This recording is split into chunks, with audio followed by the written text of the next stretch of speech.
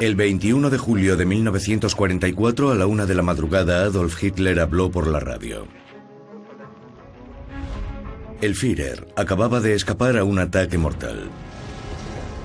La bomba, que había explotado unas horas antes en su cuartel general de Rastenburg, llamado por los nazis la guarida del lobo, falló su objetivo. En medio de cadáveres y escombros, Hitler salió indemne. Pero la venganza que reservó a esos terroristas fue ilimitada. En las horas siguientes fueron detenidos 7.000 opositores y asesinados o encerrados en campos de concentración. Entre ellos, un hombre sin historia. Un banquero brillante pero desconocido. Hjalmar Schacht. Uno de sus biógrafos lo describe como egoísta total, lo que me parece muy apropiado. El talento de Schacht era negociar. Se presentaba, encantaba a las personas y se volvía indispensable. Sin embargo, el hombre que la policía nazi se llevó esa mañana de julio de 1944 lo había sacrificado todo para conseguir que Hitler llegara al poder. Renunció a sus convicciones y a sus ideas para ponerse al servicio del Führer. Enderezar Alemania, rearmarla y construir campos antes de que estallase la guerra. Schacht creía que de alguna manera podría manejar a Hitler y luego imponer sus propias ideas. ¿Quién era este Hjalmar Schacht, tan cercano a los nazis y olvidado por la historia? ¿Cómo consiguió ese banquero desconocido seducir a Hitler y ayudarlo a liderar una dictadura antes de cambiar de bando y conspirar contra él? ¿Con qué estratagema logró rearmar Alemania a pesar de los aliados y el Tratado de Versalles? Hablaba frecuentemente con Hitler y por lo tanto estaba al corriente de lo que iba a suceder. Esta es la increíble historia de un hombre que escapó de todo, incluida su propia muerte, que no le llegó hasta 1970. Es la historia de Hjalmar Schacht, el banquero de las dos caras.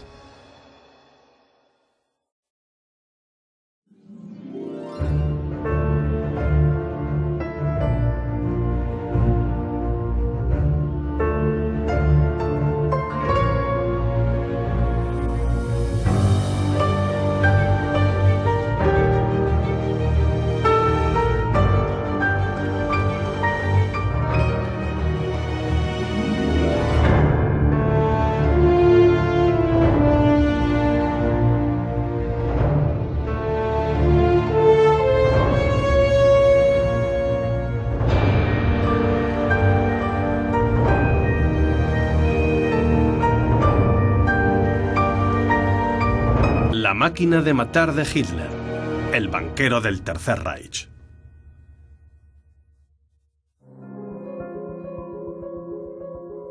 Nuremberg, octubre de 1946.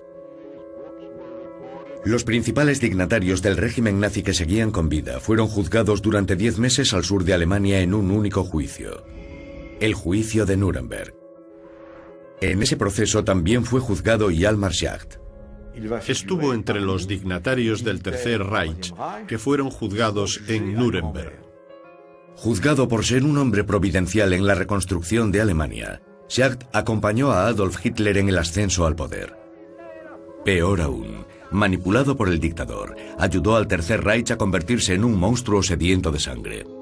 Le dio cierta reputación a Hitler. De alguna manera, eso lo hacía culpable. Sin embargo, contra todo pronóstico, Hjalmar Schacht fue absuelto. Schacht fue absuelto en el juicio de Nuremberg porque no fue posible demostrar su culpabilidad en la preparación de la Segunda Guerra Mundial y porque no cometió ningún crimen contra la humanidad. Para seguir esta historia, obtuvimos una autorización excepcional para entrar en el centro de los archivos militares del Estado ruso. Entre estos estantes, donde no ha entrado ninguna cámara, están los momentos del destino de Hjalmar Schacht, un destino perfectamente calculado. Porque el banquero del diablo lo había previsto todo. Su único error fue una reunión con un hombre aún más decidido que él.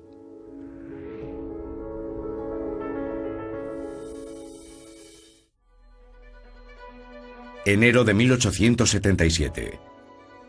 Hjalmar nació en el pueblo de Tinglev, Prusia, 12 años antes de que cambiara su vida para siempre.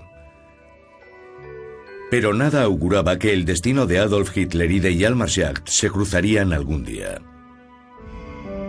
Schacht era un estudiante brillante y ya muy ambicioso.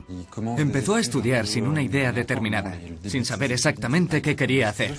Incluso pasó un semestre en París durante el asunto Dreyfus y terminó estudiando economía. En la Sorbona, Schacht aprovechó la oportunidad para aprender francés. De vuelta a Alemania, hizo un doctorado en economía y comenzó a trabajar con éxito. Uno de los talentos de Schacht era negociar. Se presentaba, encantaba a las personas y se volvía indispensable. Era bastante joven y enseguida se convirtió en uno de los grandes líderes de las finanzas alemanas.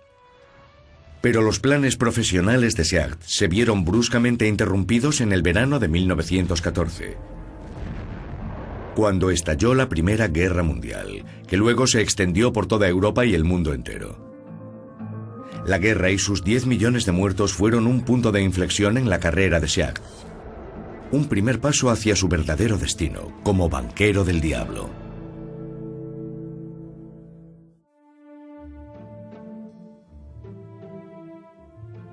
Octubre de 1914. Al comienzo de la guerra, Hjalmar Schacht fue movilizado en Bélgica, pero no como soldado. El país estaba ocupado por los alemanes y la economía había colapsado, y se pidió a Schacht que restaurara el sistema económico. Y fue su primer golpe genial.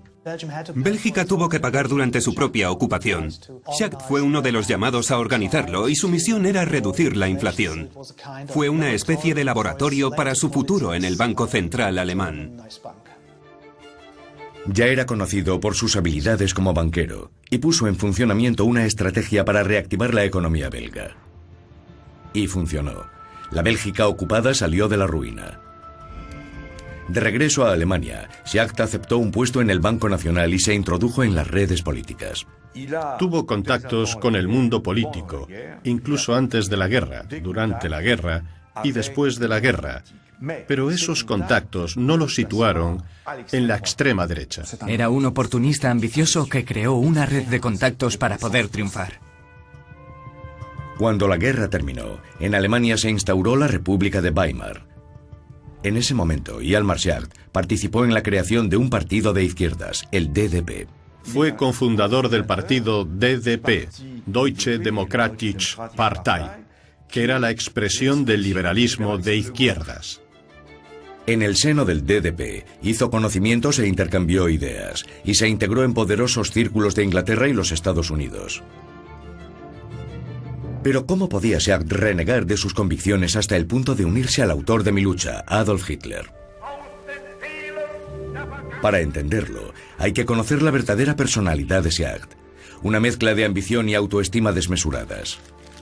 Era una especie de pequeño dictador de la economía.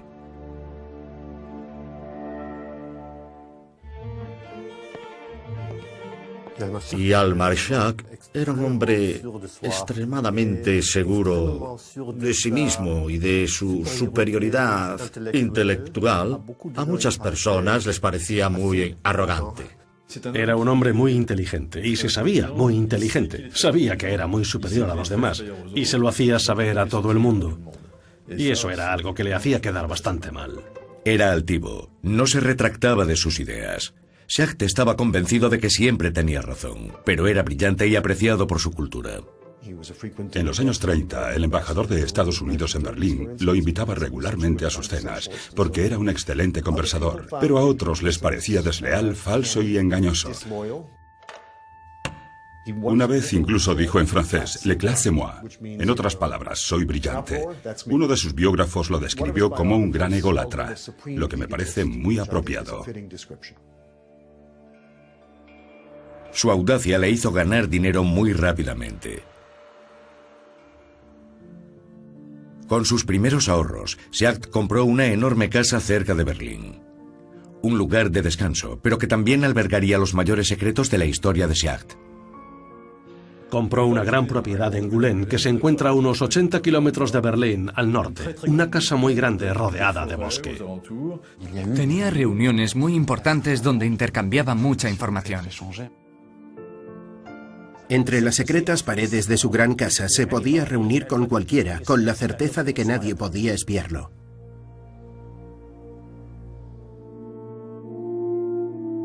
Pero a principios de la década de 1920, en una Alemania destruida, Hjalmar Schacht quiso acelerar su ascenso social a toda costa.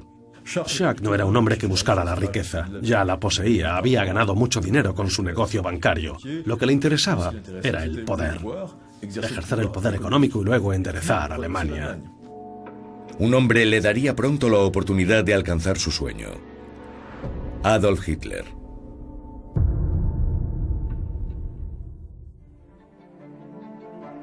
Julio de 1923. Alemania estaba en una situación desesperada. Faltaban menos de 8 años para la cena que cambiaría la vida de Schacht, la que le permitió conocer a Adolf Hitler. Alemania fue derrotada en la Primera Guerra Mundial y quedó en la ruina. La economía estaba destrozada. Los aliados, los vencedores, impusieron reparaciones colosales a Alemania en el Tratado de Versalles. El país debía pagar esas reparaciones de guerra a los aliados y se endeudó peligrosamente. El desempleo aumentó y los salarios disminuyeron en un 25%. Alemania se embarcó en enormes gastos tras la Primera Guerra Mundial, primero para mantener a las viudas y a los huérfanos de los combatientes, pero también para pagar las reparaciones impuestas por los aliados. A mediados de 1923, el marco alemán se cotizaba a razón de 4.200 millones por dólar. Valía menos que el papel en el que se imprimía. Este periodo en el que los precios de la moneda perdió todo su valor se llamó el de la hiperinflación. La moneda perdió aproximadamente 5 millones de veces su valor entre 1918 y 1923. Una inflación cuya imagen era la de personas que llevaban carretillas con billetes para hacer sus compras. Había que solucionarlo. El Reichsbank no era capaz, y en 1923 el gobierno buscó a Schacht, que era un banquero muy famoso y popular, para que intentara detener esa inflación galopante. Era una apuesta necesaria. Para Schacht era un reto sencillo y si tenía éxito en esta misión, si ideaba un plan eficaz, podría haberse impulsado a un estatus superior. Hjalmar Schacht acababa de conseguir un puesto creado específicamente para él: comisionado de divisas del gobierno.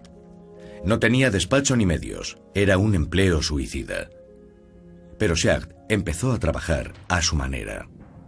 Pensó durante varios días cómo hacerlo. Se instaló en una oscura dependencia del Ministerio de Finanzas. Fumaba sin parar todo el día mientras ideaba soluciones. Y al final puso en marcha un plan para detener la tendencia a la baja, para detener la inflación. Schacht se jugaba su carrera y lo sabía.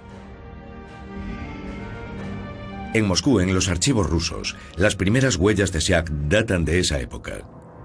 El hombre pasó de ser un pequeño banquero a ser una figura pública. Al mismo tiempo, otro hombre intentaba pasar a ser el centro de atención en Alemania, aprovechándose de la ira que aumentaba entre la población. En 1923, Adolf Hitler era una figura política marginal.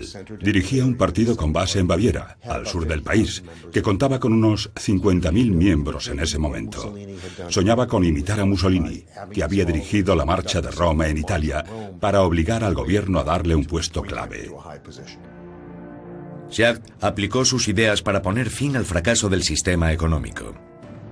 Fue su primer golpe de ingenio y su primer objetivo fue detener una tendencia que durante 4 años nadie había conseguido. En unas pocas semanas, la inflación pasó de ser de más del 1000% mensual a solo un 15%. ¿Qué hubiera pasado si Schacht no hubiera tenido éxito? Nadie puede saberlo.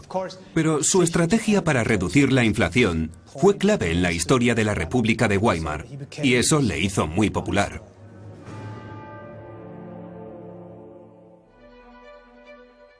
En diciembre de 1923, Hjalmar Schacht fue nombrado presidente vitalicio del Reichsbank, el Banco Central de Alemania.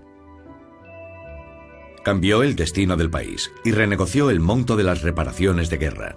Se presentaba a sí mismo como Salvador y estableció el famoso Rentenmark, la nueva moneda que permitiría detener por completo la inflación y marcaría el comienzo de un relativo periodo de estabilidad y expansión de la economía alemana.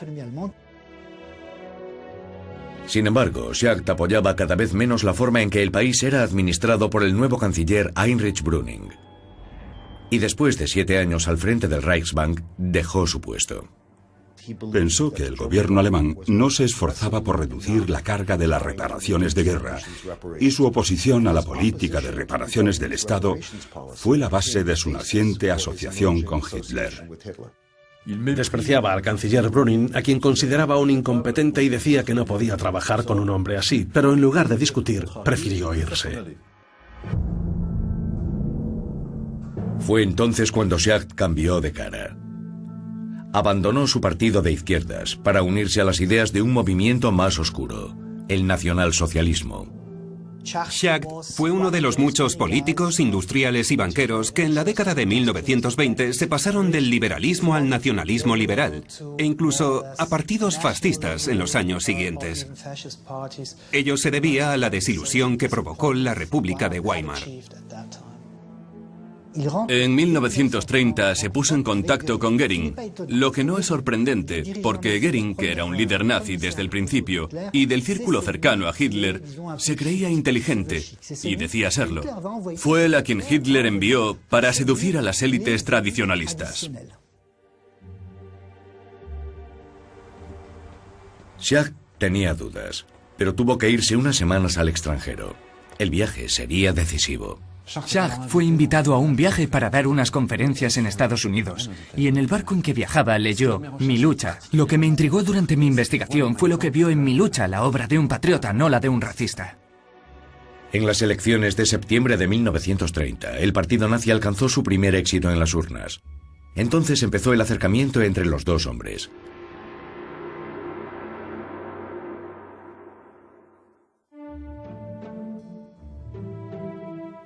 Enero de 1931. Unos meses antes, Hermann Göring había sido seducido por las ideas de Hjalmar Schacht.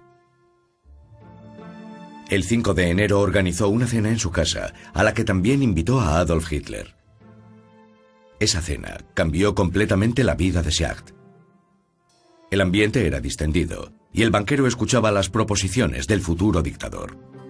Schacht estaba fascinado por la personalidad y el carisma de Hitler. Schacht pensó que Hitler era el líder que Alemania necesitaba y merecía. Hitler tenía una gran facilidad de palabra. Hablaba y Schacht le escuchaba. Sin duda, Hitler ejercía una especie de fascinación sobre Schacht y cayó bajo su encanto en el amplio sentido de la palabra, por supuesto, como bajo una especie de hechizo. El banquero estaba como hipnotizado, y sin embargo, el programa económico del Führer no le gustaba en absoluto. Schacht no estaba nada convencido con el programa, pero se dijo a sí mismo que Hitler en cierto modo se parecía a él, pues era un hombre muy decidido, que tenía ideas, que quería que se aplicaran al precio que fuera, y desgraciadamente eso le impulsó a unirse a Adolf Hitler. Hitler necesitaba a Schacht. Necesita un Schacht. Necesitaba a alguien para implementar una estabilización de la economía, y no olvidemos la difícil situación de la economía alemana con una enorme tasa de desempleo. De vuelta a casa, el banquero reflexionó. Su esposa, Louise, fascinada por el futuro dictador, acabó convenciéndole. Schacht se decidió y siguió al Führer hasta el final.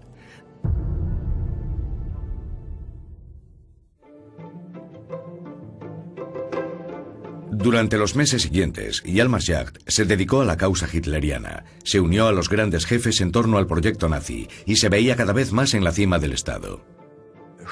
Schacht estaba convencido de que el futuro sería de Hitler. A partir de ese momento, unió su destino al suyo. Schacht creía que en cierto modo podría utilizar a Hitler y luego imponerle sus propias ideas, algo muy presuntuoso, pero muy normal en Hjalmar Schacht. Estaba muy seguro de conseguirlo. El banquero tenía razón. Hitler lo convirtió en su mentor económico. Schacht pensaba que manipulaba al futuro dictador. La verdad era muy diferente. Hitler vio perfectamente lo que podía obtener de la credibilidad internacional de Hjalmar Schacht y alimentó su ego. 1931 y 1933 fueron los años que los alemanes llamaron de escaparate, es decir, una pieza central expuesta para mostrar a los líderes económicos y a los dirigentes que la política nazi no era tan radical como temían. Para este partido, que en esa época estaba en ascenso hacia el poder, contar con los servicios de Schacht era de suma importancia porque Schacht tenía una gran reputación. Para financiar las campañas del NSDAP, el partido nazi, Schacht consiguió recaudar 3 millones de Reichsmarks entre los fabricantes alemanes. Y funcionó. Las elecciones de julio de 1932 confirmaron la pujanza del NSDAP, que se convirtió en el primer partido de Alemania con casi 14 millones de votos. Pero el presidente del Reich, el mariscal Hindenburg, se negó a confiar la Cancillería a Adolf Hitler. Schacht presentó entonces una petición firmada por industriales alemanes para presionar a Hindenburg. Schacht hizo que Hitler llegara al poder. Hindenburg no pudo evitarlo y nombró canciller a Hitler. El 30 de enero de 1933, Adolf Hitler se convirtió en canciller del Tercer Reich. Para Hjalmar Schacht, su apoyo inquebrantable y su estratega en la sombra fue el inicio de una nueva vida.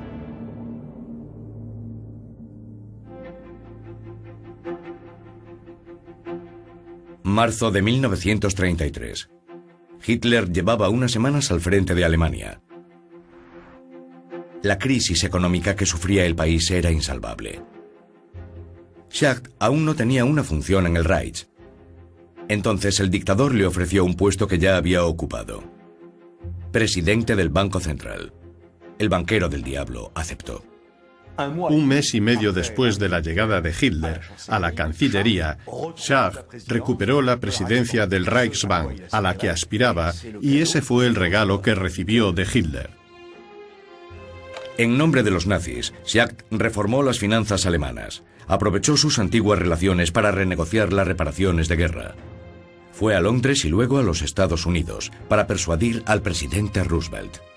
Inspiraba confianza y tranquilizó a quienes tenían miedo del radicalismo de los nazis. Desde el principio, Schacht y los nazis se usaron mutuamente para compartir intereses comunes. En junio de 1934, la deuda alemana fue suspendida, pero el banquero soñaba con otra posición aún más prestigiosa, la de ministro de Economía, cargo que ostentaba Kurt Schmidt. La disputa con Schmidt, el ministro de Economía, que estaba a favor de un mayor consumo en Alemania, culminó entre mayo y junio. Schacht hizo todo lo posible por poner en evidencia a Schmidt y desacreditarlo. Contra todo pronóstico, Hitler despidió a Schmidt y nombró a Hjalmar Schacht en su lugar. Hitler le habló con toda claridad. Schacht, hay que conseguir que el pueblo alemán vuelva a trabajar. Schacht ya no podía ignorar la dictadura que preparaba Adolf Hitler, porque un evento acababa de sellar el destino de Alemania.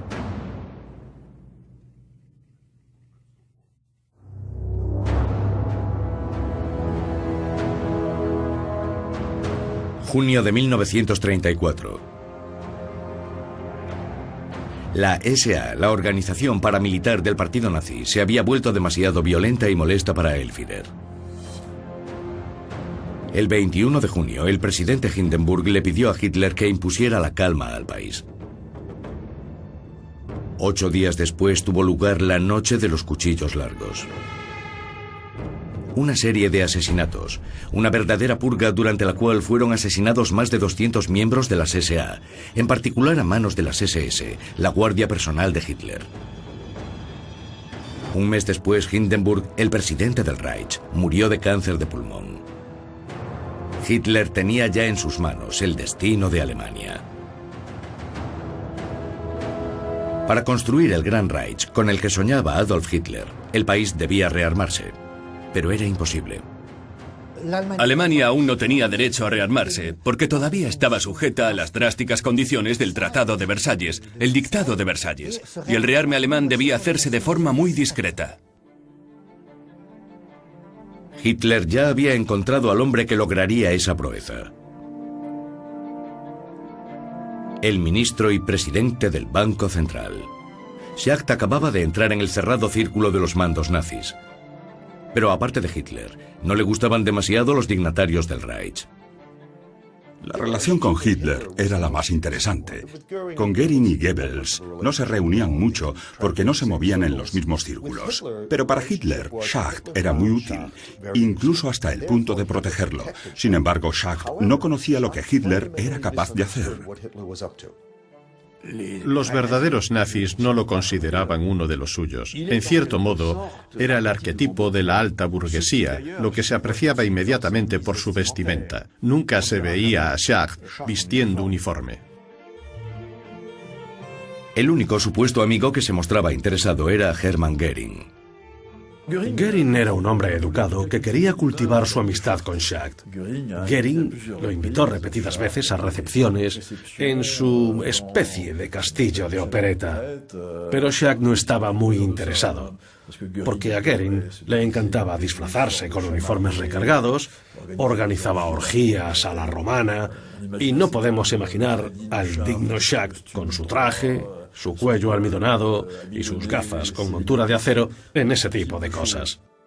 Creo que hombres como Goering y Goebbels lo veían como alguien útil al comienzo del reinado nazi, pero después les era molesto. En su despacho de Berlín, Schacht solo pensaba en una cosa: satisfacer a Hitler, rearmando clandestinamente el país. Y en pocas semanas encontró una solución prodigiosa.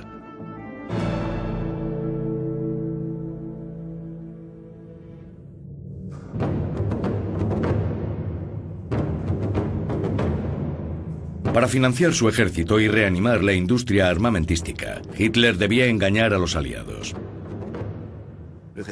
El Tratado de Versalles limitaba el ejército alemán a 100.000 hombres, pero Hitler había previsto que con el tiempo la resistencia de las democracias occidentales se relajaría. Pero también necesitaba dinero, mucho dinero, y las arcas estaban vacías. Hitler y las élites nazis sabían muy bien cómo rearmar Alemania. La industria seguía allí, pero lo que no sabían era cómo financiar el rearme. ¿Cómo garantizar el rearme sin que se supiera a nivel internacional, ocultándolo con dispositivos financieros y monetarios? Schacht participó en esa ocultación, y ese fue el papel más importante que desempeñó mientras estuvo en el Tercer Reich. El banquero del diablo desarrolló un sistema increíblemente ingenioso. Una especie de moneda paralela emitida por una empresa privada y garantizada por el Estado, los bonos MEFO. La empresa que emitió los cupones llamados bonos MEFO era una pantalla, y esos bonos de 12 a 13 billones de Reichsmarks servirían como pago a las industrias y empresas involucradas en el rearme. Los bonos MEFO atrajeron a los inversores porque ofrecían intereses. Todos los querían y las arcas estatales se llenaron. El Reich pudo pagar la fabricación de armas, blindados y municiones. La ironía de la historia es que incluso los grandes industriales estadounidenses invirtieron en Alemania, como la General Motors e incluso Prescott Bush, el padre de un futuro presidente estadounidense. Schacht se aseguró de que ese dinero solo se utilizara para el rearme y para las industrias, para la compra de materias primas.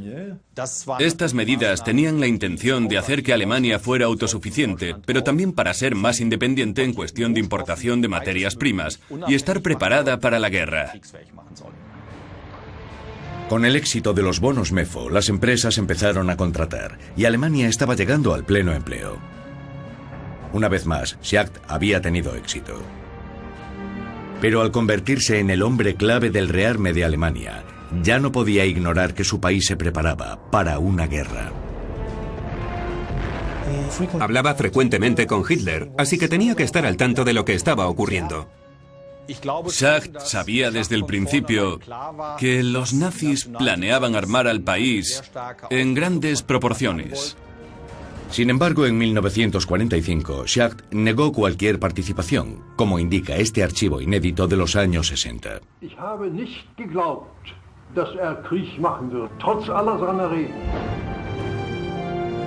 ¿Mentira o verdadera ingenuidad?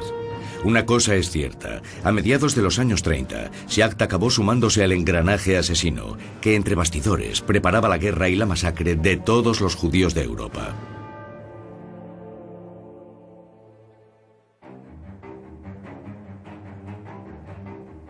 Septiembre de 1935.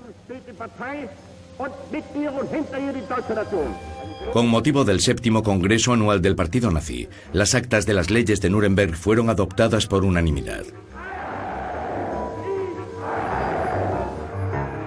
Hitler reforzó así el proceso de excluir a los judíos de la sociedad alemana, y Hjalmar Schacht participó en algunos debates, y se sumó a sus postulados. Schacht era antisemita, algo muy común en aquellos años. Había muchas publicaciones que hablaban de los judíos como del mal que afectaba a la sociedad.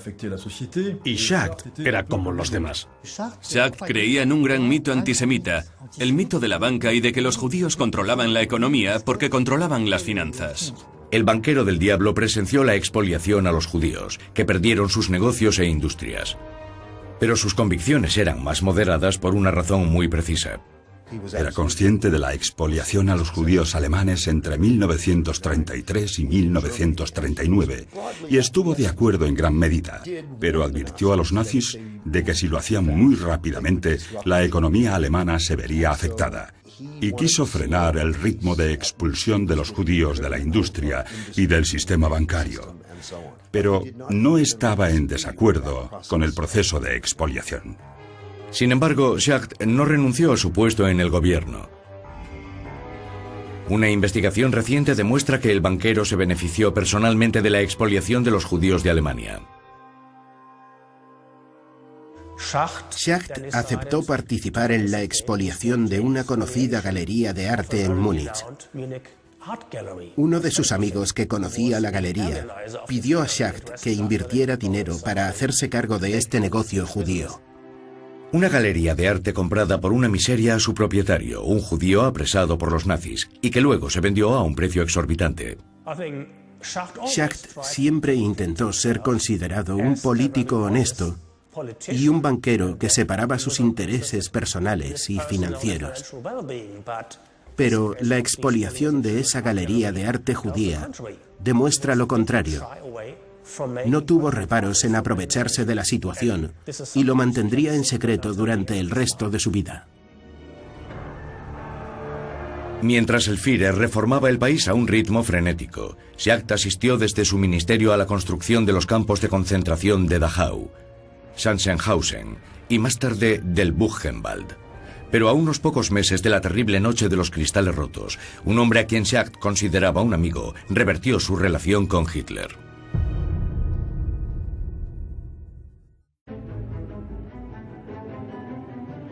Adolf Hitler ordenó un nuevo y grandioso plan económico a partir de 1936 para ampliar el armamento de Alemania y hacerla independiente en solo 4 años. Era Hermann Göring, el número 2 del régimen, quien lideró el proyecto. Pero como ministro de Economía, Schacht se opuso. Mientras Schacht quería detener el rearme a un cierto nivel suficiente para Alemania, Göring se interpuso para rearmar el país a fin de prepararse para la guerra. Entre 1933 y 1936, el presupuesto alemán para armas aumentó del 4% a casi 10 veces más, un 40%. Schacht pensó que era el máximo posible y que si el gasto en armas continuaba a este ritmo, hundiría a Alemania en una crisis inflacionaria. A Göring y a Hitler no les preocupaba. Su objetivo era armar a la nación para hacer la guerra y conquistar territorios que trajeran nuevos recursos a Alemania. La relación entre Schacht y Göring se volvió imposible. Odiado por otros dignatarios nazis, Schacht se vio obligado a marcharse. Pero decidió hacer todo lo posible, y en verano de 1937 viajó a Baviera para convencer a Hitler, que se había retirado a su segunda residencia. Hitler y Schacht se encontraron en Berchtesgaden y Schacht le dijo claramente: escúcheme, esto no puede seguir así, o Göring o yo. Hitler se preocupó y le dijo: mire, Schacht, le aprecio y no podemos llegar a estos extremos, así que intenta reconciliarse con Göring. Schacht se esforzó durante 2 meses a convivir con Göring, pero finalmente renunció a su Ministerio de Economía. Al día siguiente, Göring lo llamó para informarle de que había ocupado su lugar, el sillón de ministro. Schacht quedó fulminado. Aunque se veía a sí mismo como el mentor de Hitler, el banquero tuvo que enfrentarse a las evidencias. Había sido manipulado, utilizado y luego excluido. Ambos pensaban que podían utilizar al otro para sus propios fines. Solo uno utilizó al otro, solo Hitler utilizó a Schacht. Pero no se fue con las manos vacías. El Führer no olvidó lo que Schacht había hecho por la nación. Entre los años 33 y 38, antes de abandonar su puesto oficial, el desempleo se había reducido de 7 millones a casi 0. Hitler lo mantuvo al frente del Banco Central y lo nombró ministro sin cartera, una especie de puesto ficticio. Sin embargo, el banquero siguió enojado contra Göring y Hitler. Luego, en el mayor secreto, hizo lo impensable y cambió una vez más de bando. Su apartamento de Berlín y su casa de Gülen se convirtieron en lugares de reunión para los opositores al régimen nazi. Incluso habiendo perdido las funciones que habían sido suyas, siguió formando parte del engranaje del sistema. Se mantuvo a una cierta distancia. Schacht intentaba ser aceptado por militares, intelectuales, políticos y por la resistencia en la sombra, y les daba información. Una noche el banquero descubrió que había micrófonos ocultos en su apartamento de Berlín. De dignatario nazi, había pasado a sospechoso. No sabemos cuándo fueron instalados esos micrófonos, pero desde ese momento Schacht se sintió menos confiado. No sabemos quién puso los micrófonos, probablemente la Gestapo. Tenía un pie entre los nazis y otro entre los opositores al régimen. El doble juego de Schacht duró hasta 1944. Llegó el momento de tomar una decisión irrevocable. Hitler debía ser eliminado.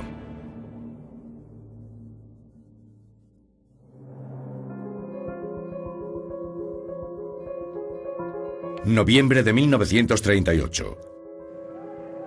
Alemania se convirtió en el escenario de un momento clave en la política antisemita de Hitler. La noche del 9 al 10 de noviembre, los judíos, sus viviendas y negocios fueron atacados. La noche de los cristales rotos. Schacht estaba abrumado por tanta violencia. Asesinaron a judíos y quemaron las sinagogas. Y la noche de los cristales rotos fue una conmoción para él. Y tuvo el valor de denunciarlo, públicamente, quiero decir. En los días siguientes, 30.000 judíos fueron detenidos y enviados a campos de concentración. Las leyes de segregación se endurecieron y privaron a los judíos de sus puestos de trabajo y de sus derechos. Schacht se puso en contacto con Hitler para explicarle que su política de persecución llevaría el país a la ruina. El banquero quería encontrar una solución. Fue a hablar con representantes de la comunidad judía e inglesa sobre qué hacer, pero no sirvió de nada. ¿Se esforzó al máximo? No lo sé. A finales de año, Adolf Hitler, molesto por la posición de Schacht, lo convocó a Berlín. Hitler no escuchó. Solo le pidió a Schacht que acudiera a su despacho y sin previo aviso lo despidió. Schacht no se lo esperaba. 1938 fue un punto de inflexión en la historia del Tercer Reich, porque Hitler se deshizo de toda una serie de dignatarios que representaban el ala conservadora del régimen. En enero de 1939, Schacht ya no tenía ningún poder en el organigrama nazi. Hitler lo excluyó del gobierno y luego del Banco Central, pero sorprendentemente conservó su título de ministro, algo sin valor. Para el banquero del diablo llegó el momento de encerrarse en su casa de Gülen. Descansaba, se ocupaba del jardín, pensaba, e impotente, asistía al caos de la Segunda Guerra Mundial.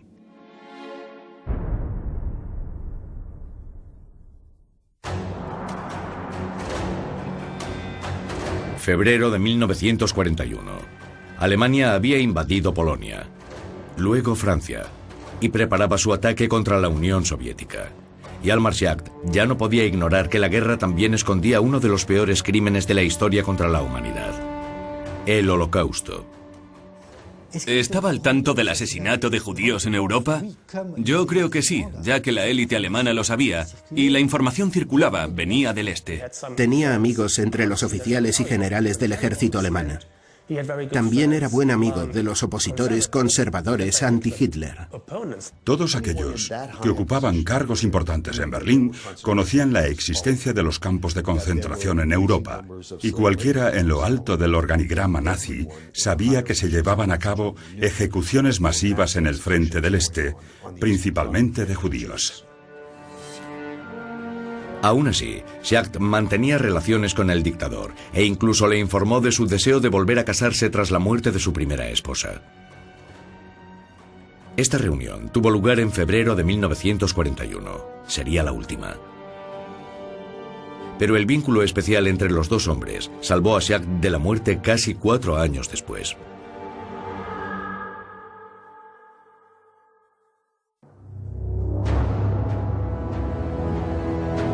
Julio de 1944. Los campos de concentración y los centros de exterminio ya se habían cobrado millones de víctimas. Hitler devastó Europa. La guerra no había terminado, pero los nazis la estaban perdiendo.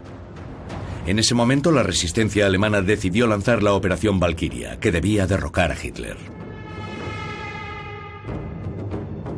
El dictador se había enfrentado a más de 40 atentados desde 1921, pero ese fue sin duda el más espectacular. En su propiedad de Gülen, Schacht recibió a los conspiradores y conoció algunos detalles del plan. Él lo sabía. Sabía que algo iba a suceder, pero no sabía exactamente dónde ni cuándo.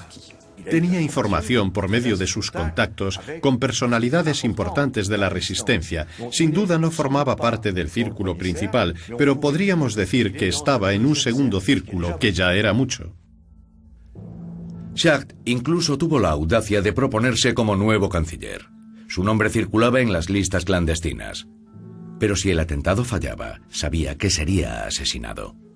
Sabía que estaba en peligro y tenía que hacer algo para salvar la vida.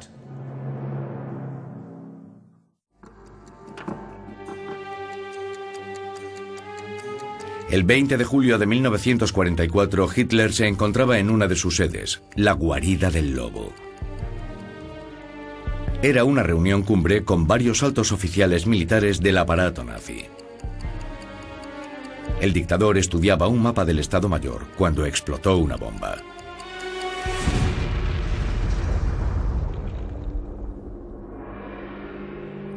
Hitler salió despedido y murieron 5 personas. Hitler tuvo mucha suerte y salió con vida del complot.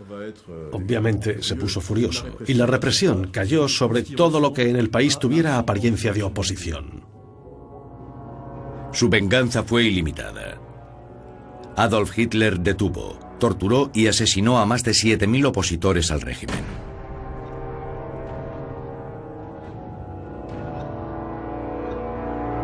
Entre ellos, a Hjalmar Schacht.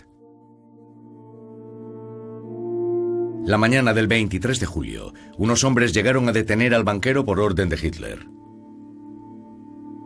Su casa de Gülen fue inspeccionada a fondo en busca de evidencias. No hace falta decir que no encontraron nada. Había eliminado todos los rastros de su implicación. Schacht tenía 67 años. Fue internado en un campo de concentración. Entonces empezó para él el episodio que describió como el más terrible de su vida. Vivió las penalidades de los prisioneros y se encontró con la mayoría de los conspiradores de la Operación Valquiria, que vio desaparecer porque esas personas fueron ejecutadas una tras otra. Nadie habló. Y afortunadamente para Schacht, su nombre no se encontró en los documentos de los principales conspiradores contra Hitler. Nada confirmó a la Gestapo que había sido uno de los conspiradores contra Hitler. El banquero del diablo estuvo en campos como Ravensbrück, Flossenbürg y Dachau. Sus antiguos amigos conspiradores fueron asesinados. Pero él no, porque Schacht era un prisionero especial de Hitler. Su vida nunca se vio amenazada. El último campamento al que lo llevaron fue liberado en abril de 1945 por los estadounidenses. Unos días después, Hitler se suicidó de un disparo en la cabeza junto a la mujer con la que acababa de casarse, Eva Braun. Schacht fue libre por fin. Él se creía libre. Es cierto que cuando su campo fue liberado se sintió muy feliz. Finalmente podía respirar tranquilo porque esperaba ser ejecutado. En ocasiones pensó que había llegado su fin. Pero el banquero estaba lejos de sospechar el resto de la historia. Fue interrogado por los estadounidenses durante varios días y estuvo encarcelado. Se presentó ante los jueces del juicio más sonado de la historia, el de los criminales de guerra nazis.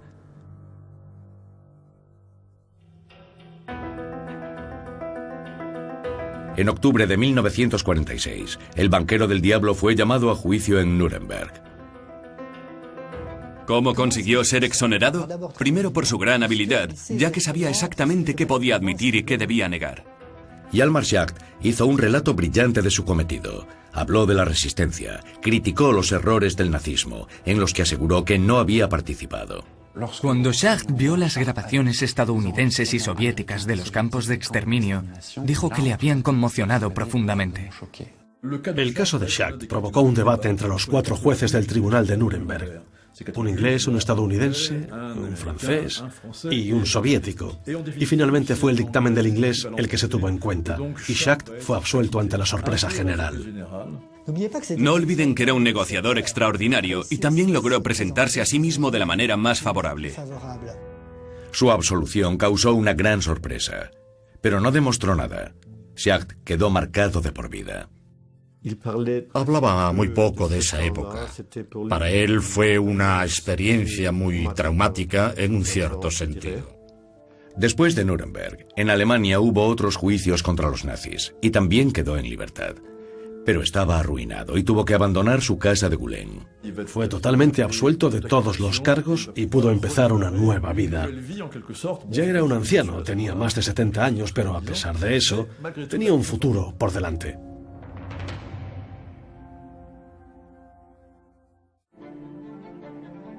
Enero de 1951.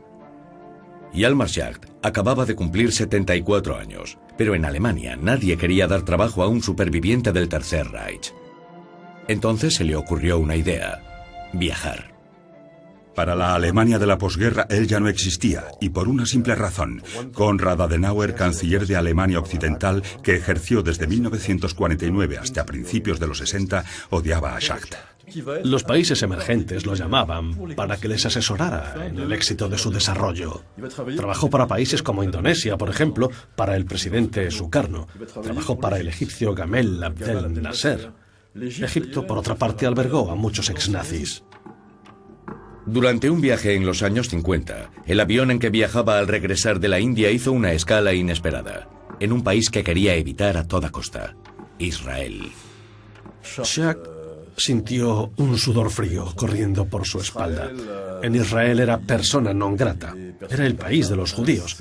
Y no se había portado de una manera completamente correcta con ellos, ni mucho menos.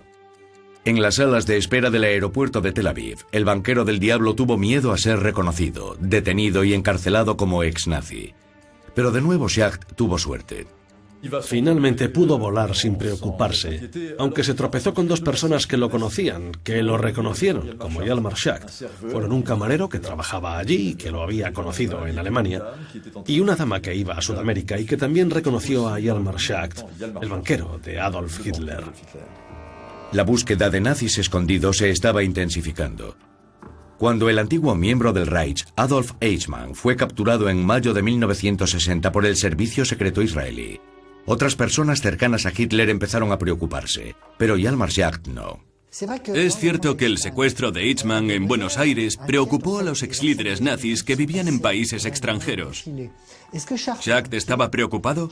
Me gustaría pensar que sí, pero no creo que viviera con un nudo en el estómago temiendo ser asesinado, secuestrado o juzgado. Schacht no quedó nunca atrapado en su pasado.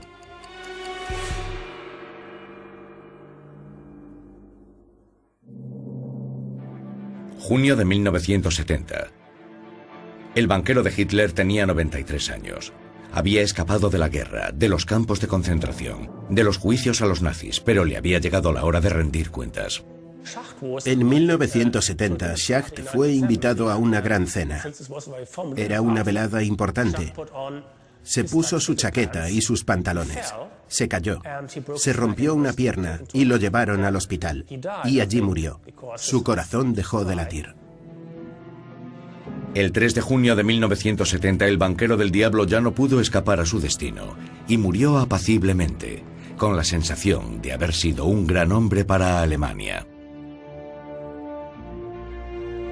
No se sentía culpable por nada de lo que hizo en el Tercer Reich. Solo se arrepintió de una cosa, de haber sido engañado por Hitler. Y eso es lo que siempre decía: ese hombre me engañó, abusó de mí. Pensaba que él había sido capaz de reanimar la economía alemana y su sistema monetario, pero se equivocaba. No vio que Hitler lo utilizó para preparar a Alemania para una guerra. Murió viejo en otro país, en el olvido, tranquilamente. Es cierto que no ha dejado un rastro significativo en la historia, porque otros cometieron muchos más delitos que él. Fue uno de los grandes impulsores que permitieron a Hitler llegar al poder y uno de los que facilitaron la carnicería de la Segunda Guerra Mundial. Y aunque algunos investigadores alaban su inteligencia, todo queda eclipsado por los horrores que hizo posible. El banquero con dos caras se llevó consigo los últimos secretos de su verdadera relación con el nazismo y con Adolf Hitler. Su nombre permanecerá grabado para siempre en la lista de miles de dignatarios nazis, sin los cuales el horror del Tercer Reich nunca habría existido.